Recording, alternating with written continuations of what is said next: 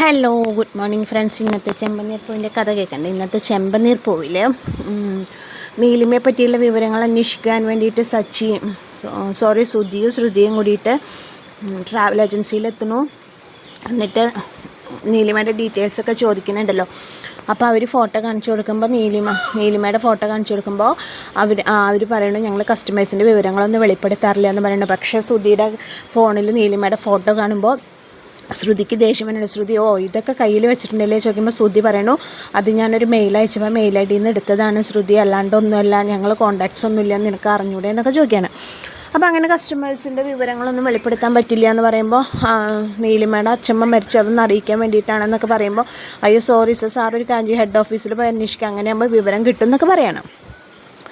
അങ്ങനെ അവരവിടെ നിന്ന് നിരാശരായിട്ട് നടക്കുന്നു. അപ്പോൾ ശ്രുതിയോട് പറയണത് ഇതൊന്നും നടക്കില്ല ശ്രുതി, ഇതൊന്നും നടക്കില്ല പറയുമ്പോൾ ശ്രുതി അങ്ങനെ ഒറ്റ എടുത്ത് ചാട്ടത്തിന് എല്ലാം കിട്ടുമെന്നില്ല, അതിനെ നമ്മൾ കുറച്ച് കഷ്ടപ്പെടണം എന്നൊക്കെ പറയണം ശ്രുതി.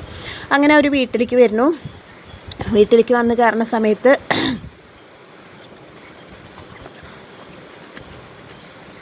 അങ്ങനെ അവർ വീട്ടിലേക്ക് വരുന്നു. ബാക്കി പിന്നെ പറയാം. വീട്ടിലേക്ക് വരുന്നു. ഈ സമയത്ത് സച്ചിക്ക് ഓട്ടം കിട്ടിയിട്ടുണ്ട്. സച്ചിയുടെ കാറിൽ ആരാണെന്ന് അറിയണ്ടേ? വേറെ ആരുമല്ല, ശ്രുതിയെ പറ്റിച്ച ഫ്രോഡ് നീലിമയാണ് സച്ചിയുടെ കാറിലുള്ളത്. അവൾ നീലിമ നാട്ടിലെത്തിയിട്ടുണ്ട്. അപ്പോൾ അവളാണ് സച്ചിയുടെ കാറിലുള്ളത്. പറയില്ല. സച്ചി ചോദിക്കണം മാഡം എവിടുന്നാണ് വരുന്നത് നോക്കുമ്പോൾ കാനഡയിൽ നിന്നാണ്. മാഡം എവിടെയാണോ താമസം നോക്കുമ്പോൾ അല്ല, ഞാൻ കാനഡയിൽ സെറ്റിൽഡാണ്, അവിടെ ബിസിനസ്സാണ്, ഇവിടെ ഞാനൊരു ഭൂമി മേടിച്ചിട്ടുണ്ട്, അതിൻ്റെ രജിസ്ട്രേഷന് വേണ്ടി വന്നതാണെന്നൊക്കെ പറയണത് നീലിമ. പക്ഷേ നീലിമയുടെ കയ്യിലെ ഫോണിൽ അപ്പോഴും ശ്രുതിയുടെ ഫോട്ടോ ആണുള്ളത്. നീലിമ ശ്രുതിയുടെ ഫോട്ടോയിൽ നോക്കിയിട്ടാണ് ഇരിക്കുന്നത്. സച്ചിക്ക് അറിയില്ലല്ലോ ആ ഫ്രോഡാണ് സച്ചിയുടെ കാറിലിരിക്കുന്നതെന്ന്. അങ്ങനെ അപ്പോൾ പറയുന്നു, സച്ചിയോട് പറയുന്നു നാളെ കാലത്ത് എനിക്ക് പോകണം, എന്നെ ഒന്ന് കൊണ്ടുപോകാൻ വരണം എന്നൊക്കെ പറയണത്. ശരി ഞാൻ വരാം മാഡം എന്നൊക്കെ പറയണേ സച്ചി. ശ്രുതി തിരിച്ച് വീട്ടിലെത്തി കഴിഞ്ഞപ്പോൾ ചന്ദ്രമതി അവരെ കാത്തിക്കാണ്. അപ്പോൾ എന്താ ആൻറ്റി കാത്തിക്കണം ചോദിക്കുമ്പോൾ നിങ്ങൾ എവിടെയായിരുന്നു ഉത്തരം നേരം ചോദിക്കുമ്പോൾ ഞങ്ങളൊന്ന് പുറത്ത് പോയി, എന്താ വേഗം പുറപ്പെട്ടിട്ട് പോകാം, നമുക്ക് അമ്പലത്തിൽ പോകണം, ക്ഷേത്രത്തിൽ പോകണം എന്ന് പറയുമ്പോൾ എന്താ ചോദിക്കുമ്പോൾ പറയും അവിടെ ഒരു വലിയൊരു പൂജയുണ്ട്, നിനക്ക് നിൻ്റെ അച്ഛന് വേണ്ടിയിട്ടാണ്, കുടുംബത്തിലത്തെ എല്ലാവരും പങ്കെടുക്കണം എന്നൊക്കെ പറയണം, ഒരാൾ പോലും ഒഴിവാകാൻ പാടില്ല, ബാമ പറഞ്ഞതാണ് എല്ലാവരും പങ്കെടുക്കണം എന്നൊക്കെ പറയണം. അപ്പോൾ ശ്രുതിയോട് പറയും 48 ദിവസം നീ വ്രതം എടുക്കണം, തറയിലേ കിടക്കാൻ പാടുള്ളൂ, ഒരു നേരം ഭക്ഷണം കഴിക്കാൻ പാടില്ല, അത് സൂര്യാസ്തമയത്തിന് മുമ്പ് കഴിക്കണം, പിന്നെ പച്ചവെള്ളം പോലും കുടിക്കാൻ പാടില്ല എന്നൊക്കെ പറയുമ്പോൾ ശ്രുതി പറയും അയ്യോ ആൻറ്റി എന്താ ഇത് എങ്ങനെ എടുക്കുക എന്നൊക്കെ ചോദിക്കണം. അപ്പോൾ എടുത്തേ പറ്റും, നിൻ്റെ അച്ഛന് വേണ്ടിയിട്ടാണെന്ന് പറഞ്ഞിട്ട് ശ്രുതിയെ ആകെ പെട്ടിരിക്കുകയാണ്. അപ്പോൾ എല്ലാവരും ചന്ദ്ര രവീന്ദ്രനോടൊക്കെ പറയുന്നു രവിയേട്ട വേറെ റെഡിയാവും, നമുക്കിങ്ങനെ അമ്പലത്തിൽ പോകണം പറഞ്ഞാൽ രവീന്ദ്രനോട് പറയുന്നു, വർഷോടും ശ്രീകാന്തനോടും പറയുന്നു, ശ്രുതിയോട് പറയുന്നു. അങ്ങനെ എല്ലാവരും പുറപ്പെട്ട് രേവതിയോടും പറയുന്നു അമ്പലത്തിൽ. ഇപ്പോൾ രേവതി പറയുന്നുണ്ട് അവിടെ ഭയങ്കര കഠിനമായ വഴിപാടാണ്, ശ്രുതിക്ക് പറ്റുമോ, അത് ഇടയിലൊന്നും നിർത്താൻ പറ്റില്ല, അങ്ങനെ ഇടയിൽ നിർത്തിയ ഒരു ചേച്ചിക്ക് ആക്സിഡൻ്റ് ആയി എന്നൊക്കെ പറയണം, വ്രതം ഇടയിൽ നിർത്തി ചേച്ചിക്ക് ആക്സിഡൻ്റ് ആയി എന്നൊക്കെ പറയണം. ശ്രുതിക്ക് പറ്റുമോ എന്നൊക്കെ ചോദിച്ചിട്ട് ശ്രുതിയോട് ചോദിക്കുന്നുണ്ട് രേവതി.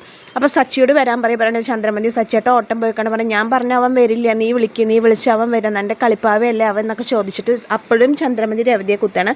അപ്പോൾ രവീന്ദ്രൻ പറയും മോളെ നീ വിളിക്കുക, ശ്രുതിക്ക് വേണ്ടിയിട്ടല്ലേ, ഞാൻ പറഞ്ഞു എന്ന് പറ, അപ്പോൾ അവൻ വരും എന്ന് പറയണം. ശരി പറഞ്ഞിട്ട് രേവതി വിളിക്കുന്നു, സച്ചിനെ ഫോൺ വിളിക്കുമ്പോൾ എന്താ രേവതി ചോദിക്കുമ്പോൾ സച്ചിട്ട് എത്രയും പെട്ടെന്ന് അമ്പലത്തിൽ എത്തണം പറയാം. അമ്പലത്തിലോ ഈ നേരത്തോ, അതെന്താ രേവതി എന്ന് ചോദിക്കുമ്പോൾ ഒരു പൂജയുണ്ട്, സച്ചിട്ട് എത്തിയേ പറ്റൂ എന്ന് പറയാണ്. എന്താ നീ വല്ല വഴിപാടുണ്ടോ, അതോ നീ എനിക്ക് വല്ല കാറും മേടിച്ചിട്ടുണ്ടോ? പിന്നെ മാസം കാറ് മേടിക്കാൻ ഞാൻ എന്താ ഇവിടെ പൈസ കുലുക്കല്ലേ എന്നൊക്കെ പറയണേ രേവതി. എന്തായാലും സച്ചേട്ടൻ അച്ഛൻ പറഞ്ഞതാണ് പറയുമ്പോൾ അച്ഛൻ്റെ കയ്യിൽ ഫോൺ കൊടുക്കാനുമ്പോൾ രവീന്ദ്രൻ എടുത്തിട്ട് സംസാരിച്ചിട്ട് പറയുന്നത് സച്ചി നീ എത്രയും പെട്ടെന്ന് എത്തണം എന്ന് പറഞ്ഞാൽ ശരി ഞാൻ എത്താമെന്ന് പറയുന്നുണ്ട്. 5 മിനിറ്റിൻ്റെ ഉള്ളിൽ എത്താമെന്ന് പറയുന്നുണ്ട്. അപ്പോഴും സച്ചിയുടെ കാറിൻ്റെ ഉള്ളിൽ നീലിമ ഇരിക്കുന്നുണ്ട്. അപ്പോൾ അവരങ്ങനെ അമ്പലത്തിലേക്ക് പോകാനുള്ള തയ്യാറെടുപ്പായിട്ടാണ് ഇന്നത്തെ ചെമ്പനീർ പൂവിൻ്റെ കഥ അവസാനിക്കുന്നത്. എനിക്ക് തോന്നുന്നു നാളത്തെ എപ്പിസോഡിൽ ശ്രുതി നീലിമയും തമ്മിലൊരു കണ്ടുമുട്ടലുണ്ടാവും. കാരണം നീലിമേനെ ഹോട്ടലിലാക്കി അമ്പലത്തിലെത്തുമ്പോഴേക്കും നേരം വൈകും എന്നാണ് സച്ചി പറയണത് രേവതിയോട്. അപ്പോൾ എനിക്ക് തോന്നുന്നു അമ്പലത്തിൻ്റെ മുമ്പിൽ വണ്ടി നിർത്തിയിട്ട് നീലിമ അതിൽ ഇരുത്തിയിട്ട് സച്ചി അമ്പലത്തിൽ കയറുമായിരിക്കും. അങ്ങനെയാണെന്നുണ്ടെങ്കിൽ ശ്രുതിയും നീലിമയും കൂടി കാണാൻ സാധ്യതയില്ലേ എനിക്ക് തോന്നുന്നുണ്ട്. എന്തായാലും എൻ്റെ കഥ കേട്ട് ഇഷ്ടപ്പെട്ട കൂട്ടുകാരെൻ്റെ ചാനലൊന്ന് ലൈക്ക് ചെയ്യുക, ഷെയർ ചെയ്യുക, സബ്സ്ക്രൈബ് ചെയ്യുക. നാളത്തെ എപ്പിസോഡുമായി വരാം. താങ്ക്